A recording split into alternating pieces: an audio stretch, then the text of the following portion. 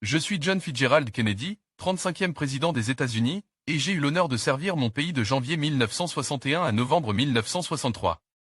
Mon mandat, bien que court, fut marqué par des événements majeurs qui ont façonné l'histoire et le destin de l'Amérique. Permettez-moi de vous raconter cette période de ma vie, de l'intérieur. Lorsque j'ai pris mes fonctions le 20 janvier 1961, je me suis présenté devant mes concitoyens avec un appel à l'action. Mon discours inaugural résonne encore aujourd'hui, ne demandez pas ce que votre pays peut faire pour vous, mais ce que vous pouvez faire pour votre pays. Ces mots représentaient mon engagement envers un nouvel esprit de service public et de responsabilité collective.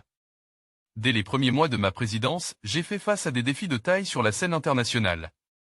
En avril 1961, l'échec de l'invasion de la baie des Cochons à Cuba a mis en lumière les tensions croissantes avec l'Union soviétique. Cet épisode m'a appris l'importance cruciale de la prudence et de la décision stratégique. Mais c'est la crise des missiles cubains en octobre 1962 qui a été l'épreuve ultime. Pendant 13 jours, le monde a retenu son souffle alors que nous étions au bord d'un conflit nucléaire. Par la diplomatie et la résolution, nous avons évité le pire et posé les bases d'une détente fragile. Sur le plan national, ma vision reposait sur la nouvelle frontière, un programme ambitieux pour réduire la pauvreté, élargir les droits civiques et stimuler l'innovation. J'ai promu des réformes éducatives et soutenu la conquête spatiale, convaincu que le progrès scientifique était essentiel à notre avenir. En mai 1961, j'ai déclaré que nous enverrions un homme sur la Lune avant la fin de la décennie. Ce rêve audacieux incarnait l'optimisme et l'énergie de mon administration. Cependant, l'Amérique était également confrontée à ses propres contradictions internes. Le mouvement des droits civiques gagnait en ampleur, et j'ai compris la nécessité de soutenir cette lutte. En juin 1963, j'ai prononcé un discours historique appelant à l'égalité raciale, affirmant que les droits civiques n'étaient pas uniquement une question politique, mais une question morale. Bien que je n'ai pas vécu pour voir le Civil Rights Act adopté, j'espère que mes efforts ont contribué à cette avancée historique. Ma présidence fut aussi marquée par un engagement envers la paix mondiale.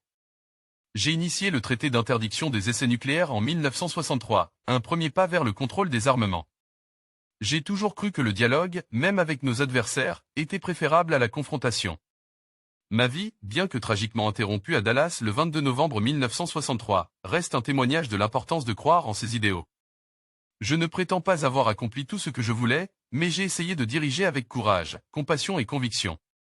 Mon espoir est que mon mandat inspire les générations futures à rêver grand, à agir avec détermination et à travailler pour un monde meilleur. Aujourd'hui encore, je crois fermement que chaque individu peut changer le cours de l'histoire en se mettant au service de principes plus grands que soi. Telle est l'essence de mon héritage, une vision de l'Amérique, forte, juste et éclairée.